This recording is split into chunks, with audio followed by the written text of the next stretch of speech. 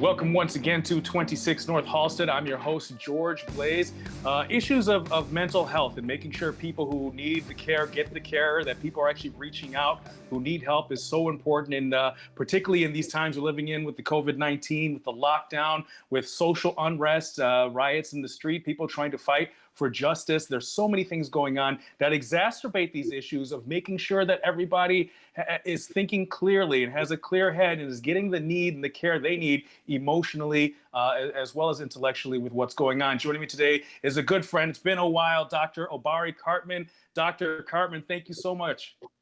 Thank you for having me. It's always a pleasure to sit and break bread, however the format is with you. So thanks for the invitation. Absolutely. I mean, there's really no way to frame this any other way, but the last several months have been times we've never seen before. Yeah. First of all, how have you been doing personally during these times? I've been good.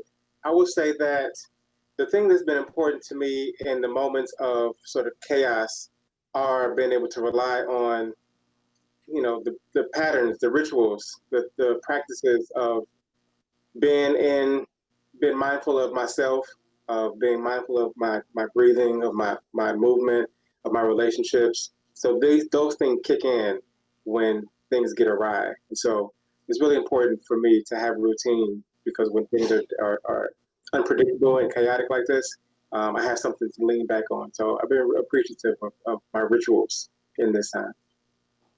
Also, part and parcel of that is also taking care of those around you, your friends, your family. One of the most important things that I found is, there are people out here who, as we'll talk about more in this episode here, a lot of times people don't reach out. They don't really talk about what's going on inside. And sometimes it's the strongest people out here that you don't know that are really suffering. And then you get some random phone call from, Philly or from LA saying, oh, so-and-so just killed themselves. It's like, she killed herself? Like, of all the people, she was carrying everybody. Talk to me a little bit about that.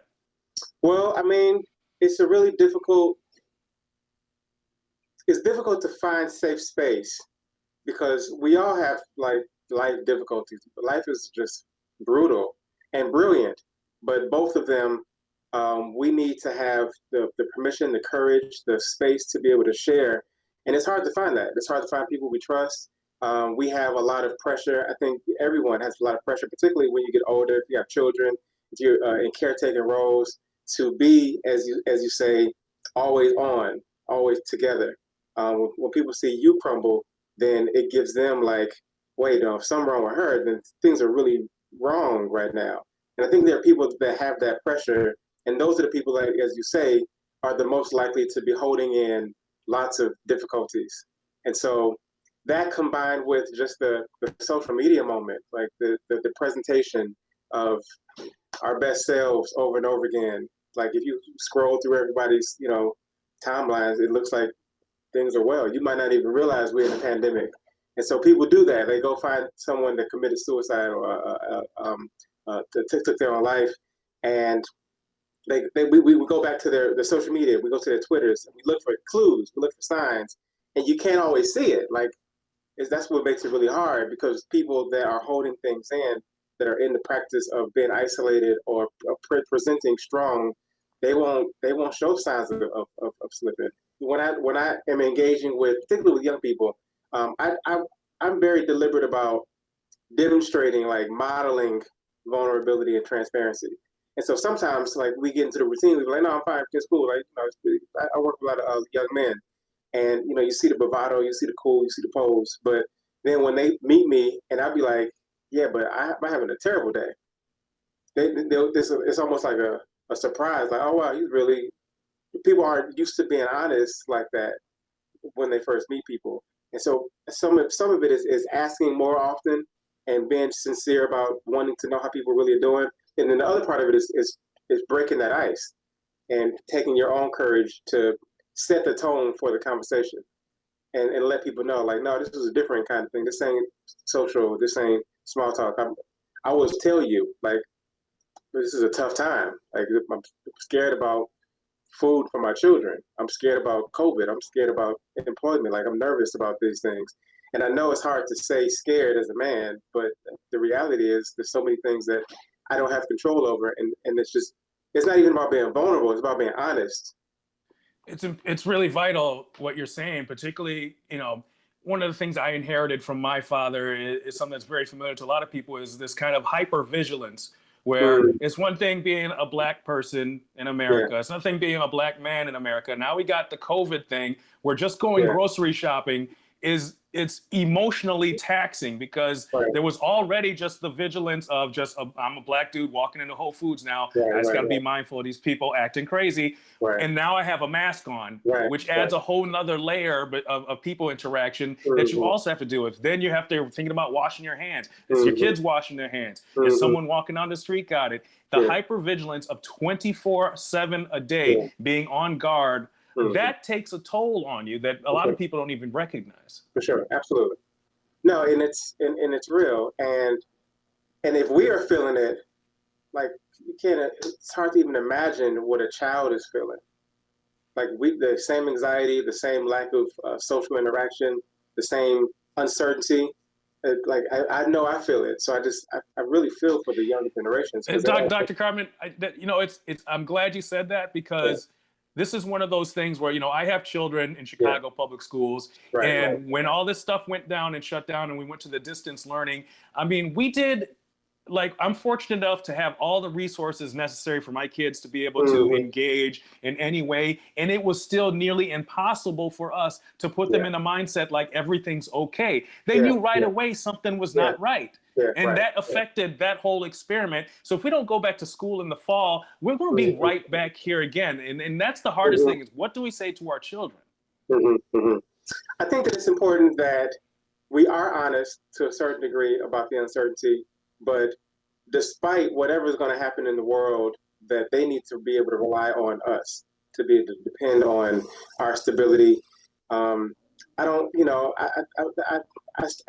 I told the line even in my house about how much to expose my son to around the changes in the world. We had right down the street from the house, one of the jewels was looted, and it was, that's where we went to shop. And part of me wanted him to see it, just to be aware of the world. He's 8 at the time, but then I also wanted him to also be 8 for as long as he could be 8, and to not even worry about what that means. And just to shift gears with you a little bit here, also on top of everything that's been going on since the death of George Floyd, and this entire movement for Black lives and for police reform and accountability, there's many intertwined issues with this movement now, where things are starting to get a little confusing, a little cloudy as to what the mission is, what the priorities are. Intersectionality comes into play. Share with me a little bit about your thoughts about where we're at with this movement for justice, and how intersectionality plays a role, or perhaps even distracts. I don't know how to think about it. Well, I mean, there's certainly lots of moving parts. It's a very dynamic moment. I'm more concerned about it really just being a moment. I'm more concerned about, the systems that are in power being more savvy as they're paying attention. Just like after every movement that we've had, there's been a response to that. So the Black Panther Party is fine, but COINTELPRO is real. Civil rights movement is fine, but the problem with integration and the difference between integration and wanting to be like white people and desegregation is a very different thing. And so, the corporations are responding like corporations are going to respond. And so I think we have to pay close attention to the performance of healing and justice, and not be so easily appeased. And so for me, my biggest concern is that we already over it, is that we get riled up for a moment and then we get back to normal, because back to normal for us always is going to mean unfair and unjust. And I think that what I hope could happen from this moment is that we realize the fickleness of the system, the inconsistencies systemically of the politicians, of the corporations, of all these systems that we've relied on, that can crumble in a moment. And you watch the news and you look for dependence, and you look for like reassurance, but then you realize that they're kind of making things up as they go along. Like the truth is, the scientists don't really know what's going to happen next. They don't know if we're going to have a vaccine. The truth is that the uncertainty is true at all levels. And what I hope that happens, that means for communities, is that we become more self-reliant, that we find systems within our communities, not be just our families, but, you know, I've been thinking more about growing food than I ever had before. I've been thinking more about, homeschooling than I ever had before. I've been thinking about, I've met neighbors and exchanged information about, bartering services, just because my mind has changed from just going with the flow, being comfortable, having the conveniences, to using all of the shifts in the moment to center myself and my community, my family, into what does it mean to provide our basic needs to each other. So that's what I hope can happen out of this moment, but I'm not that optimistic, to be honest. It's really, there's been a lot of gestures. And I think what we didn't do, or what we don't do a lot of times, is we get impressed by gestures that are coming from the corporate world, from these other spaces. They're washing people's feet. They're painting Black Lives Matter on Fifth Avenue. But what happens after that? Yeah. We got to keep pushing is what happens, because they will stop there if they think that we're comfortable enough with that. And the truth is, a lot of times we think, oh, the Walmart really likes us because they had a Juneteenth celebration, and then we'll go shopping there. Part of it is wanting to be satisfied with the gesture, because we are so dependent on the systems and the services and the conveniences of them. So some of it is just like our own wanting to be justified that we can go back to normal, whatever that means for us. But for those of us that really want real change, we just gotta keep pushing. We can't rest. We can't be appeased. We can't accept the gestures as when they're empty. We can take the gesture as the introduction to a conversation, and then say, okay, good, you're paying attention. Now let's have a real conversation about what the next step is after you paint the street, or change your sign, or tweak this. Like, now what? Because now I'm gonna take that as the introduction to something that is intending to be better and greater, more sustainable and more systemic, which is what we really need. You spoke earlier about, the importance of self-care, and one of those things that's difficult, particularly for people in my field, is that I do have to kind of stay abreast and stay aware of what's going on out there. So unfortunately, I have to voluntarily expose myself to a lot of, the only thing I can describe it as black pain pornography. Trying to keep a healthy balance between staying informed and not being inundated by all of the suffering that people like to push out here. Let's talk a little bit about that. How do you make that balance? Well, even for you, whatever your position is, I think that it's important to have self-care rituals where we have space, where we tune out. I suggest that we start our days in silence and end our days in silence. So if you wake up scrolling, then you automatically tune into the suffering. But you make a deliberate decision to say, I'm not even going to touch my phone. For the first hour, I will meditate, I will do some yoga, I will breathe, I will eat, I will go for a walk, just to give yourself the preparation to engage. It gives yourself a different ability to withstand the suffering, because you know it's not just normal. Because when you see it over and over again, you think, okay, that's just what it is. Black people are suffering. We just defeated, and it's going to be like this. And what I hear from the young people is that image of this is always going to keep happening creates an apathy and a resignation that is also very, really, really dangerous. And so we just have to protect ourselves and think about it like that. Think about the media is designed to get clicks and likes, and the blog stories, they're designed to be controversial in ways that there's a limit to what they are able to say. So we have to find balance. We have to look for different stories. We have to find inspiration. We have to read a variety of things. As much as there's Black pain, there's so much Black brilliance and creativity and art and culture. And we just have to look for those things. Whether the TV is going to show it or not, we have to cultivate and create these pockets, these moments of healing with how we engage with art, music, images. We have to do that like that is healing, like not for fun or entertainment, but to counterbalance the images that, I didn't even want to see the George Floyd. I decided I'm not going to watch that, but I couldn't avoid it. It was just, after a while, it was inevitable because of the cycle, the news cycle just kept showing over and over again. I was like, oh man, I didn't want that in my brain, but here it is. Now let me wash it out. Let me find something else to balance it with. Let me watch something that's beautiful to remind me of the brilliance and beauty of Blackness. and have that balance on purpose. Dr. Cartman, one of the things that, the silent victims out there are people who are already dealing with domestic violence, Yeah. child abuse issues, being locked up and up under each other. I mean, I don't think we've yet seen the Mhm. impact that this has had over the last few months. And I wonder if you could speak a little bit to that. Yeah, the problem is in communities that, as we all know, were already disinvested, disenfranchised, already struggling for security and power, that when those things are taken away, when unemployment rises, when addiction rises, that these that we have not dealt with, particularly for men, I'll say particularly for men, we have not dealt with creating men that have a sense of self that is not connected to a power that is rooted in like these hierarchies, this dominance, this control, and these things come out in the chaos when a man is unemployed, when the man is uncertain, when a man is grieving the loss of his grandmothers, or and doesn't have the internal fortitude to hold the pain, then you just see it cycling down to whatever he perceives as less powerful. So if that's his wife, that's his girlfriend, if that's his children, if that's the LGBTQ community, whatever a person perceives as less powerful, then they become the victims, the source of an attempt to feel powerful in that moment. And we're seeing that over and over again. And it happens either through violence to direct to other people. Sometimes it happens towards violence towards self. So we've seen suicide rates rise.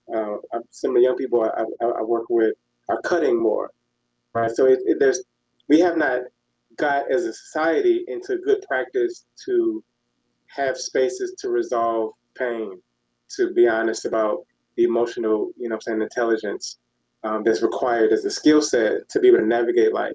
So if we were in a place where we had these skills, these tools, this language instituted, then when the chaos comes, then we can fall back on that. But we didn't got nothing to fall back on because we didn't have the language for it. We had the same archaic sense of man as power is dominating, the same American violence, the same historical context of trauma and structures passed down, and the trauma gets trickled down, and then it comes into the house. Like there's no way around it. And to get at the foundation of that has to be a reshifting of how we understand power and interdependence and community and values and principles that are sometimes inconsistent with capitalism, certainly racist capitalism.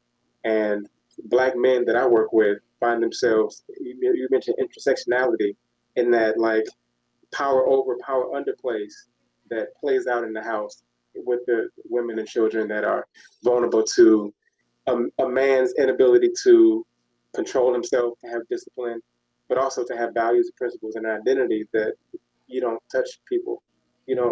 Love don't look like that.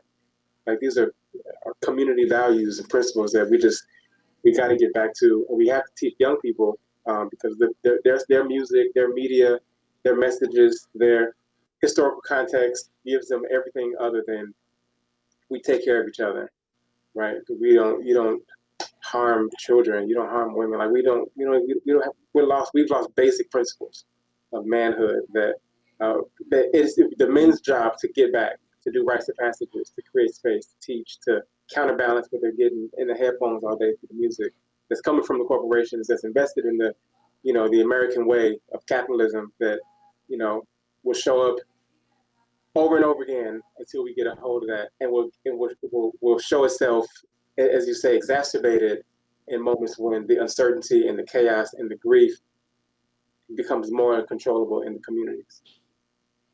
It's one of those things that it has been troubling to hear from people who I know who are work directly on the front lines and Yeah. dealing with some of the violence, some of the gun stuff that's going on. Is what they're Yeah, communicating to me in this summer and where we're at right now is this is not gang stuff that's going on. This is a nihilistic frame of mind where these young people don't care about life, don't see value in life, and won't think twice about shooting you, your nephew, your grandmother. It's not about gangs or drugs anymore. How do we even begin to combat that? Well, I think that we have a very narrow view of the solution to that. Like our whole campaign, the whole conversation is about stopping the violence. And if that's the whole thing, if the whole system is based on what do we not want a kid to do, then we miss the opportunity to more broadly, more holistically about what we actually want them to do instead. So let's say all of our initiatives win and they stop the violence, then what? Like now what? They just stand there? They're just like, what do we want them to do? And it's a hard pivot to make if we're used to thinking about young black men, young brown men as a nuisance, as a problem to solve, and not as a full human being. And I saw your son come up earlier, right? Had been a father gives me a different vantage point when I see these young men, because I know for my sons what I want for them, which is to live a full life, to have purpose, and to have joy, and to not have like not even like happiness, but like to have meaningful joy and intimate relationships that are trusting, and to know the beauty of discipline, not the fear of control and dominance. Like I want them to be human, to be fully human. And what that means is art and culture and opportunities to have meaningful activities and to be compensated for it. Like it's not just jobs. There's a fullness of what we want for these boys that we miss when we think about them as the enemy or the problem or the nuisance or something that we got to deal with. They people. We lose the shooters and the victims every time because we have not had a more robust conversation about what does it mean to create systems where all of the people in the city have access to peace of mind, have access to safety, have access to joy, like real joy. You know what I mean? They right. So far from even having that conversation about what does it mean to be fulfilled, to eat things that are to lift your spirits, to have a soul that's connected. Like we're so far from that because our solutions are so limited. But even beyond that, to take responsibility, we have a generation of people, and I'm not afraid to say this, we have a generation of people who they themselves were left in a position of total helplessness, and their only response to what was going on around them was emotional. And now these people have raised young men who are now these only emotionally reactionary individuals who have no solutions and have been raised in a household of helplessness where they've never been encouraged to do for self ever. They're just emotionally reacting to stimulus. That's our responsibility as parents of my generation. If you spent your 20s when you were having kids kicking it and didn't give guidance to these young men, now these young men are in school with my kids. What are we supposed to do? So in my experience in conversation with young men is that they are highly emotional. And I think that we paint this picture of them almost like being zombies because they just out just moving and not being fully alive. But I think that is a response to their inability to process all of the wild emotions that have been flying through their body and their mind and their spirit for so long, and only being filtered through anger. It's the only thing that they have permission to express is anger. But they love hard and they get their heart broken, but then they can't go nowhere and be like, yeah, she really broke my heart. Like I really like that girl. There's no space for that. So then they get stuffed over and over again. And right now there's a drug culture that's just making that even worse because they're getting more numb to their body's natural response to life. And so when they get sad or when they lose people, friends or family, it all gets stuffed and then gets outpoured as anger or numbness. But I think it's really because they are so emotional. And we think about, we say the women are more emotional, but like women are not out there shooting nobody. It's men that, they get their foot stepped on, they get bumped the wrong way, and then people die, right? That's an emotional misalignment that is expressed through anger and violence and in an attempt to cause pain outside that they have experienced inside, because we don't give them the space and the tools to deal with their emotions more honestly, to be sad and to cry and to be afraid and to grieve and to be embarrassed or ashamed, like these natural human emotions that they're full of. They don't have the words for it, they can't articulate it, they just feel it and can't sit with it. So then they pop in, Adderall, they pop in, they don't even know what they're taking these days. And they can't go to sleep or wake up without smoking. Like this is an emotional numbness, and not because they're not feeling nothing. It's because they feeling everything and don't know nothing to do. They don't know what to do with it. That's our job as adults, as caretakers, as counselors, as educators. We have to help help them learn their emotions, help them sit down well enough to feel where the anger is going to pop up, where the tension sits, where the stress rests, what happens in your stomach when you get offended, and to give language to that, and then find ways to deal with that piece by piece. Otherwise, it's going to blow up, it's going to get stuffed, it's going to turn into, it's going to implode or explode. And it really is, it's a very simple thing that can happen, which is start very young, sit them down. The things that we do with kindergartners, we need to do with teenagers. Just tell me how you feel, point me to the face that looks like, express the range of it, make it safe, make it manly, make it brave, make it courageous. Don't make it vulnerable and weak, make it be honest, and make that be the culture that men pass down generation after generation. And you see a lot less violence and abuse because men will be stronger authentically and not having to posture and present strong in a warped version of strength that looks like dominating and controlling other people. Well, Dr. Obari Cartman, thank you so much for sharing your thoughts and for helping with the healing and continued healing, and wish you nothing but the best. And of course, all of you watching today, I wish you nothing but the best. We'll see you next week right here on 26 North Halsted.